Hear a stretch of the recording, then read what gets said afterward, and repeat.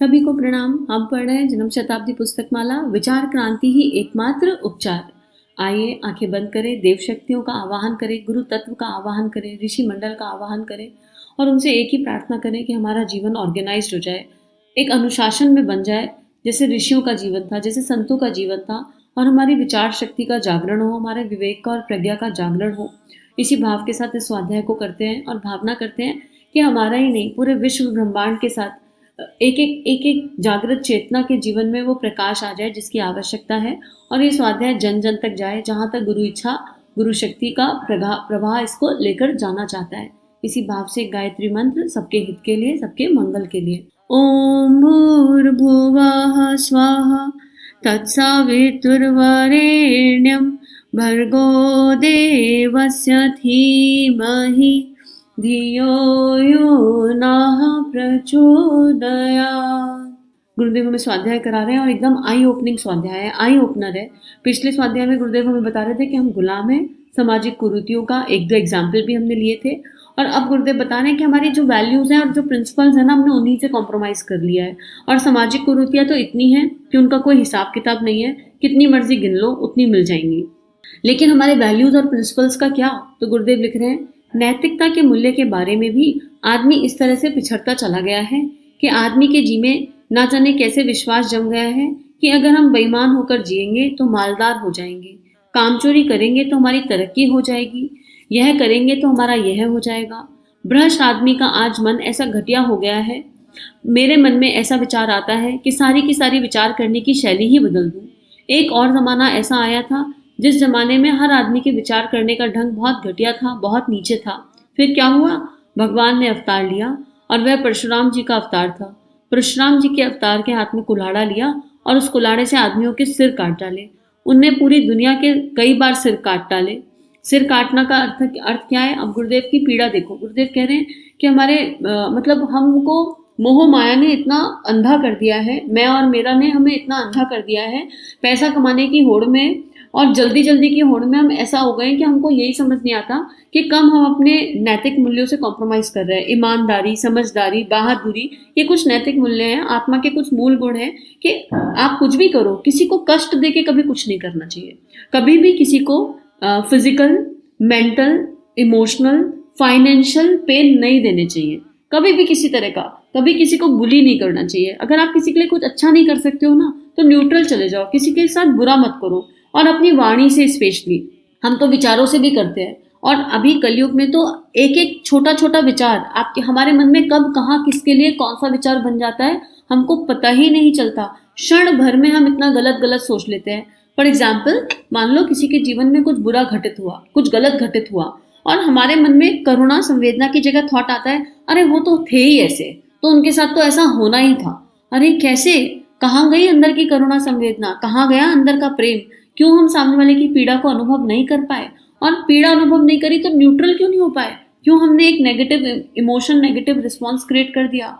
और आज हमें चिंतन करना चाहिए, और इसीलिए ना यूनिवर्सल सॉरी की बहुत वैल्यू है कि हमें आइडिया नहीं है कि हमने कितने जन्म ले लिए, और इस जन्म का भी अगर हम लेखा जोखा लगाएं तो हमको आइडिया नहीं है कि हमने कितने लोगों का दिल कब दुखाया है, जाने अनजाने, जानबूझकर, स्वार्थ में, ईर्ष्या में, अहंकार में, लोभ में, मोह में, ना जाने कहाँ कितनी गलतियां करते आए हैं। तो रात को सोने से पहले हर किसी को पूरे यूनिवर्स को विजुअलाइज कर कर सॉरी और थैंक यू बोलना चाहिए कि यूनिवर्स सॉरी है, पता नहीं ना जाने कब किन आत्माओं का कहाँ पर दिल दुखा होगा हमारे माध्यम से, और थैंक यू है कि हमको कितना मिला है इस समाज से, इस दुनिया से। ये प्रैक्टिस करनी चाहिए, और ये प्रैक्टिस करने से, क्यों ये प्रैक्टिस? विचारना की शक्ति जगाने के लिए कोई टूल भी चाहिए ना।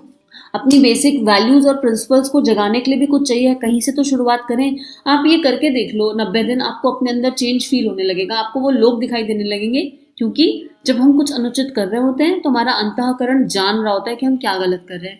अगर आपको चाहिए तो आप चैनल पर देखोगे, तो चैनल पर आपको यूनिवर्सल फॉरगिवनेस के नाम से मेडिटेशन मिल जाएगा, और नहीं तो अगर आप गूगल पे भी डालोगे universal forgiveness Shri Priya counselling, तो आपको वो मेडिटेशन मिल जाएगा। वो एक तरह का जप है, और क्षमा भाव के साथ, ग्रैटिट्यूड की फीलिंग के साथ वो जप है, तो उसको करके देखिए। पर कहीं से तो अपने विचारों को बदलना होगा, पूरा बदलना होगा।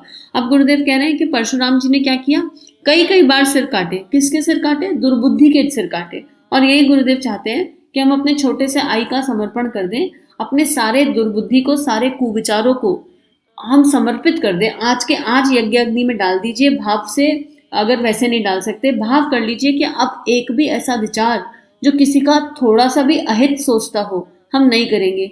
हम कोई भी ऐसी चालाकी नहीं करेंगे जहां हमको लगता हो कि हमारा फायदा, अपने फायदे के लिए सामने वाले को नुकसान पहुंचाने की जो हमारी सोच हो गई है, हम इस सोच से ऊपर उठेंगे, क्योंकि हम कहाँ कैसा कर्म बना रहे हैं हमको इसका आइडिया एकदम नहीं है।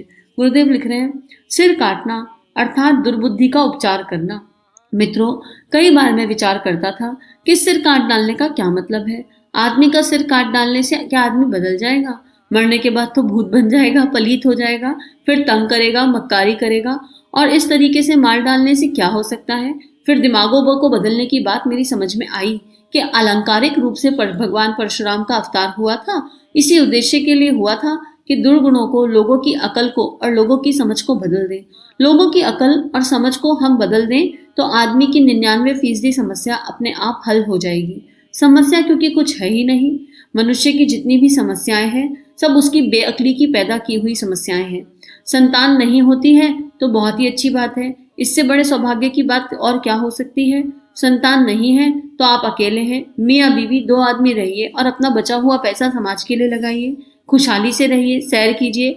बच्चे के पालन की जिम्मेदारी नहीं, रोने चिल्लाने की जिम्मेदारी नहीं, दवा दारू की जिम्मेदारी नहीं। बताइए इसमें क्या बात है? नहीं साहब, हमारे बच्चा नहीं होता, हम तो दुखी हैं, हमारी मनोकामना पूर्ण हो जाए तो अच्छा है, हमारा बच्चा हो जाए तो अच्छा है। बेवकूफ कहीं का। इस तरीके से बेअक्ली और बेवकूफ़ी हमारे रोम रोम में इस बुरे तरीके से छा गई है कि मनुष्य का मैं क्या कहूँ, मैं उसको जानवर ही कह सकता हूँ। गुरुदेव कितनी पीड़ा में है और कितना एग्रेशन भी इस ऑडियो में है। पीड़ा से उत्पन्न मन्यु है ये, मन्यु जो ऋषियों का क्रोध होता है ना, उसको मन्यु कहते हैं, जो सामने वाले को सुधारने के लिए होता है।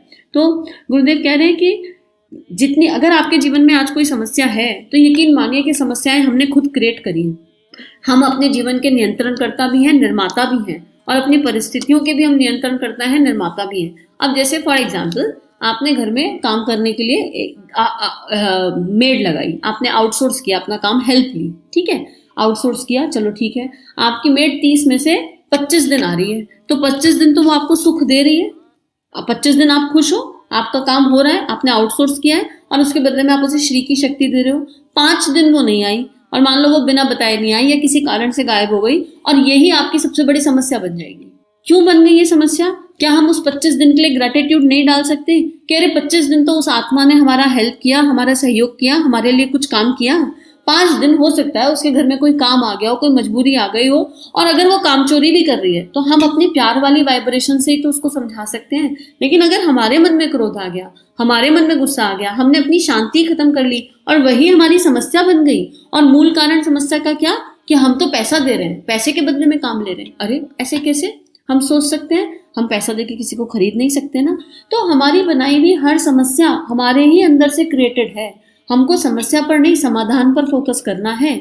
जीवन में कोई भी सिचुएशन आ रही है तो कुछ सिखाने आ रही है। और यहाँ इस ऑडियो में तो गुरुदेव कितनी बड़ी बात कह रहे हैं कि अगर आपके संतान नहीं है तो इसमें आप खुश हो जाओ, आप हैप्पी हो जाओ। कह रहे हैं हम तो भगवान के चुने हुए ब्लेस्ड लोग हैं, we are blessed souls, we are blessed people, कि हमारे ऊपर कोई कार्मिक पैटर्न ही नहीं था। संतान नहीं है मतलब कोई कर्म ही नहीं था। किसी आत्मा से कर्म होगा तभी तो वो बच्चा बनकर आएगी, फिर आप कार्मिक खाते पूरे करोगे, उसके लिए कुछ करना है, उसकी सेवा करनी है, तीमारदारी करनी है, उसकी जिम्मेदारी उठानी है। लेकिन संतान नहीं होने का मतलब ये थोड़ा ना है कि मातृत्व भाव ही नहीं है अंदर। दुनिया में बहुत सारे बच्चे हैं जिनको प्रेम की आवश्यकता है, जिनके पास माता पिता नहीं है। क्या हम अपने प्रेम को वहां तक नहीं पहुंचा सकते? क्या हम मातृत्व भाव का जागरण नहीं कर सकते? या केवल हमारा ही बच्चा हमारा होगा, हमारे ही गर्भ से जन्मेगा तभी हम प्यार कर सकते हैं? संतान क्यों चाहिए? प्यार करने के लिए चाहिए कि स्टेटस सिंबल के लिए चाहिए? कि अरे हमारे पास संतान है। बहुत कठिन है इसको अनुभव करना, इसको जानना, इसको समझना। लेकिन बात बहुत गहरी गुरुदेव यहाँ लिखते हैं कि आप किसी भी चीज पर दुखी मत करो। जो भी परिस्थिति आई है उसे सहर्ष स्वीकार करो कि जैसी भी सिचुएशन है ये मेरे लिए बेस्ट है और भगवान ने मेरे लिए ही क्रिएट करी है, और अब हमको अपने जीवन को श्रेष्ठता की ओर ले जाना है और श्रेष्ठ कर्म करने हैं। जो भी जिम्मेदारियां हमारे पास हैं उनको पूर्ण करते हुए। तो जिनके पास संतान नहीं, उनके पास जिम्मेदारी कम है, तो फिर पूरे विश्व वसुधा को अपनी संतान मान लीजिए और उसका पालन पोषण करना शुरू कर दीजिए। कहाँ से शुरू करेंगे आप देखिए, क्योंकि आपके पास समय है। यूजली हमारे पास संतान की वजह से समय नहीं होता, समय है। तो अगर आपके पास कोई परेशानी है तो आप कमेंट बॉक्स में लिख कर दीजिए कोशिश करेंगे कि आपके प्रश्नों के उत्तर लें और उन परेशानियों को, केवल आपके थॉट प्रोसेस को चेंज करने से वो परेशानी हल हो सकती है। केवल आपको अपनी वाइब्रेशन को चेंज करना है। अगर आपकी भावना बदल गई, वाइब्रेशन बदल गई, आपका विचार बदल गया, तो आप यकीन मानो, आप सामने वाले को तो नहीं बदल सकते, पर आपके जीवन की हर समस्या का समाधान हो जाएगा, क्योंकि सारे समाधान हमारे भीतर ही छुपे हुए हैं। तो इतना सुंदर स्वाध्याय गुरुदेव ने कराया आज, उसके लिए बहुत बहुत थैंक यू पूरे यूनिवर्स को। आइए आज ना पहले मिलकर एक बार एक सॉरी और थैंक यू का प्रैक्टिस कर लेते हैं कि हमको समझ में आए कि हम क्या कर रहे हैं। केवल 1 मिनट आंखें बंद कीजिए और एकदम स्थिर और शांत हो जाइए, एकदम स्थिर, रिलैक्स, और अपने जीवन को क्षण भर में, अपने संपूर्ण जीवन को देख लीजिए। और जो पहली आपको इंसिडेंट याद आ रही हो जहां आपने कुछ ऐसा किया हो जो करने योग्य नहीं था और आपको पता था कि आप कर रहे हैं, उस इंसिडेंट को, उसमें इन्वॉल्व सारी आत्माओं को फील कीजिए, याद कीजिए और पूरे दिल से अपने आप से बताइए कि मैं चेतना अज्ञान में गलती कर गई, हे प्रभु, हे परमेश्वर, मुझे क्षमा कीजिए। और अब जो मुझे सज्ञान मिला है, अब जो गुरु की कृपा हुई है और जीवन में प्रकाश आया है, तो सबसे पहले तो मैं पूरे यूनिवर्स से क्षमा मांगता हूँ। और फिर उस साथी आत्मा से जो उसमें रोल प्ले कर रही थी, उससे भी क्षमा मांगिए कि अब मैं आपसे क्षमा मांगती हूँ, किसी भी कारणवश, अज्ञानतावश मैंने आपको दुख दिया, तकलीफ दी, उसके लिए आप मुझे क्षमा कीजिए, क्षमा कीजिए, क्षमा कीजिए। और आपको बहुत सारा थैंक यू कि आज आप इस क्षण में मुझे दिखाई दिए और मुझे पता चला कि जीवन किस दिशा जाना चाहिए और किस दिशा जा रहा था। तो आपको बहुत सारा थैंक यू। और पूरे यूनिवर्स को, पूरे ब्रह्मांड को, माँ पृथ्वी को थैंक यू बोलिए। और इस अभ्यास को नियमित कीजिए, चैनल से मेडिटेशन उठाकर कीजिए, सेल्फ से कीजिए, मंत्र की शक्ति से कीजिए, पर इस तरह के अभ्यास रेगुलर कीजिए और आप देखेंगे कि आपके जीवन में कितने बड़े बड़े परिवर्तन आ रहे हैं। सभी को धन्यवाद। हम सभी का जीवन गुरु शक्ति के दिव्य सूक्ष्म सानिध्य में मंगलमय है।